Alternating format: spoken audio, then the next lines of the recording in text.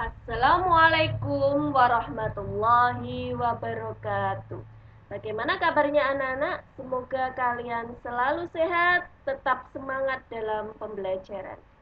Untuk pembelajaran hari ini, matematika wajib, kita akan membahas tentang persamaan nilai mutlak. Masih bersama saya ya, bersama Bu Vita. Nah, selanjutnya, apa yang akan kita pelajari ya untuk pembelajaran persamaan nilai mutlak? Yang pertama adalah kalian akan mempelajari bentuk umum persamaan nilai mutlak dan penyelesaian persamaan nilai mutlak. Bagaimana? Sudah siap? Nah, untuk selanjutnya, bentuk umum persamaan nilai mutlak ada tiga. Ya, ada tiga. Yang pertama adalah nilai mutlak fx sama dengan c, di mana c-nya adalah sebuah konstanta dan c harus lebih dari sama dengan 0. Itu yang perlu kalian garis bawahi. Oke, untuk yang kedua yaitu nilai mutlak fx sama dengan nilai mutlak gx. Yang ketiga adalah nilai mutlak fx sama dengan gx. Gx-nya harus lebih dari sama dengan 0. Nah, untuk penyelesaian persamaan nilai mutlak, kita menggunakan dua cara. Yang pertama yaitu menggunakan definisi nilai mutlak dan menggunakan cara menguadratkan kedua ruas. Nah, kita akan belajar dari tiga bentuk umum dan dua penyelesaian. Kita akan coba menyelesaikan dan kita akan paparkan, kita kasih contoh dan penyelesaiannya. Nah, mari kita simak contoh berikut ini ya. Contoh yang pertama yaitu bentuk umum nilai mutlak fx sama dengan c. Contohnya adalah tentukan nilai X yang memenuhi nilai mutlak X plus 5 sama dengan 3. Nah, diperhatikan ya, bagaimana penyelesaiannya nanti. Tahap demi tahap silahkan dicermati dan diperhatikan. Yang pertama, kita bisa menggunakan definisi nilai mutlak. Dan cara yang kedua bisa menggunakan cara menguadratkan kedua ruas. Jadi kita akan mencoba dengan dua cara yang berbeda, apakah nanti menghasilkan nilai yang sama. Kita yang pertama menggunakan definisi nilai mutlak terlebih dahulu. Dengan definisi nilai mutlak diperoleh bahwa nilai mutlak X plus 5 akan bernilai X plus 5 untuk X lebih dari sama dengan negatif 5 dan akan bernilai min X plus 5 sama dengan min X min 5 untuk X kurang dari negatif 5. Ini dapatnya dari definisi nilai mutlak ya. Sehingga untuk X lebih dari sama dengan negatif 5, X plus 5 sama dengan 3, jika dan hanya jika X sama dengan 3 dikurangi 5, ya, pindah ruas, 3 dikurangi 5, X sama dengan negatif 2, dari mana 3 dikurangi 5 sama dengan negatif 2. Nah, kita cek apakah X sama dengan negatif 2 itu berada pada daerah X lebih dari sama dengan negatif 5. Kita bisa melihatnya pada garis bilangan ya. Untuk X lebih dari sama dengan negatif 5 berarti semua daerah yang ada di sebelah kanan negatif 5 itu merupakan penyelesaian dari X lebih dari sama dengan negatif 5.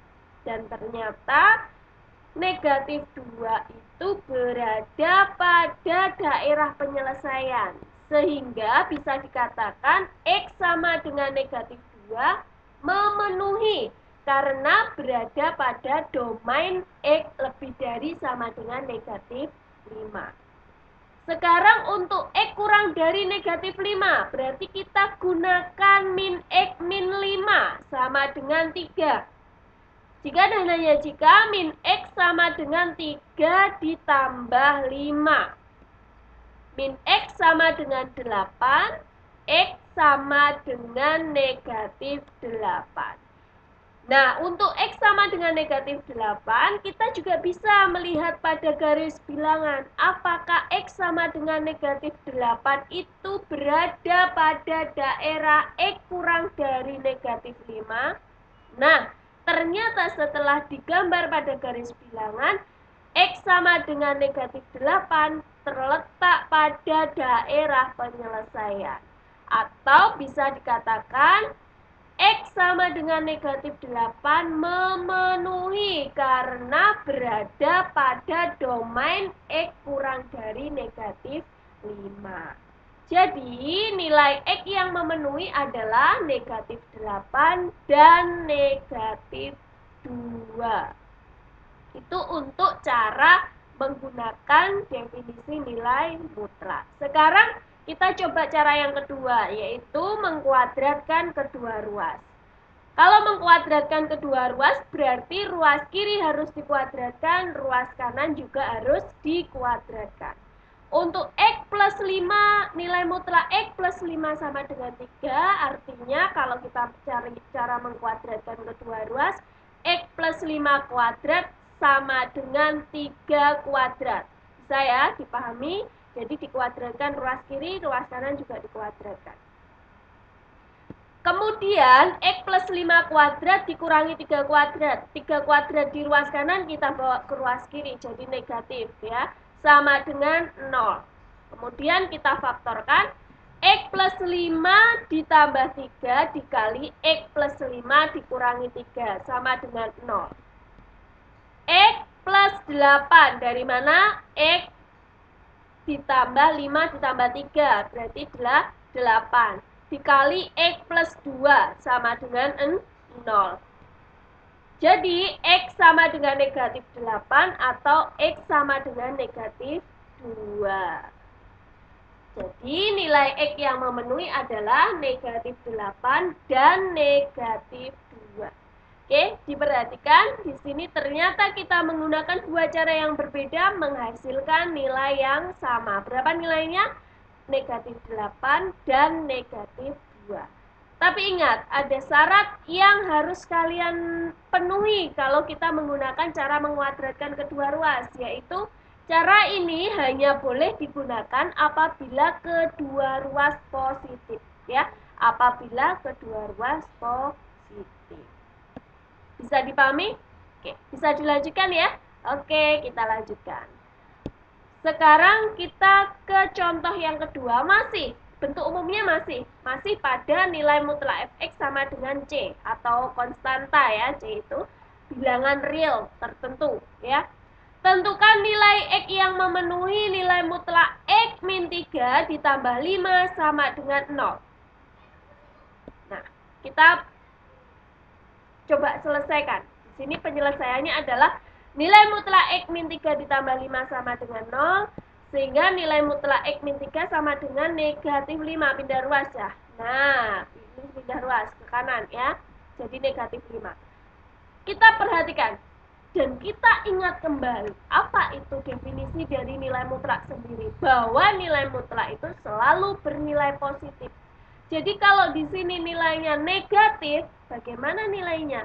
Nah, karena nilai mutlak selalu bernilai positif, maka persamaan X min 3 ditambah 5 sama dengan 0 tidak mempunyai penyelesaian.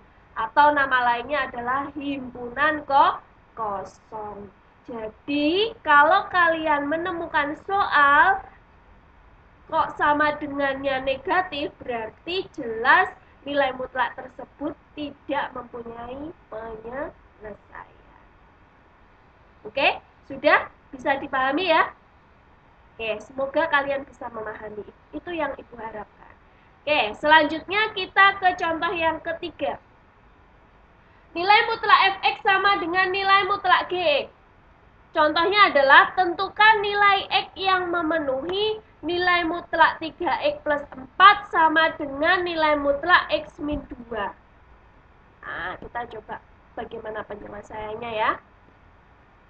Nilai mutlak 3X plus 4 sama dengan nilai mutlak X min 2. Kita bisa menggunakan cara mengkuadratkan kedua ruas. 3x plus 4 kuadrat sama dengan x min 2 kuadrat. 3x plus 4 kuadrat min x min 2 kuadrat sama dengan 0 ya, dibawa ke ruas kiri. Kemudian kita faktorkan 3x plus 4 ditambah x min 2 dikali 3x plus 4 dikurangi x min 2. Kita buka tanda kurungnya ya, biasanya di sini ada jebakan, jadi anak-anak kurang memperhatikan, sering kurang teliti. 3x plus 4 ditambah x min 2 dikali 3x plus 4 dikurangi. Nah, di sini pada pengurangan tanda kurung ini yang banyak kurang teliti ya anak-anak ya. Min x min berarti positif 2.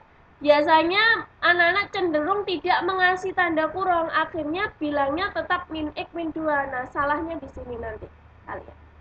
Ya, bisa dipahami ya. Kebanyakan salahnya di sini. Oke, berarti min x plus 2 sama dengan 0. Sekarang suku yang sejenis atau yang mengandung variabel yang sama, pangkatnya sama, berarti kita bisa sederhanakan. 3x ditambah x 4x, 4 dikurangi 2 positif 2. Dikali 3x dikurangi x 2x, 4 ditambah 2 sama dengan positif 6, sama dengan 0. Sekarang kita sederhanakan 4x sama dengan min 2 atau 2x sama dengan negatif 6. 4x sama dengan negatif 2 kita sederhanakan menjadi x sama dengan min 2 per 4. Kita sederhanakan lagi sama dengan min 1 per 2. Yang 2x sama dengan min 6 adalah x sama dengan min 6 per 2 atau x sama dengan negatif 3. Jadi penyelesaiannya adalah negatif 3, min setengah. Oke. Nah, karena tadi saya bilang bahwa kedua ruas positif, jadi untuk nilai mutlak fx sama dengan nilai mutlak gx itu cenderung kita bisa menggunakan cara yang mengkuadratkan kedua ruas, itu lebih mudah ya, itu cara tersebut lebih mudah dalam menyelesaikan. Oke, bisa dipahami ya, semoga kalian bisa memahami apa yang saya paparkan.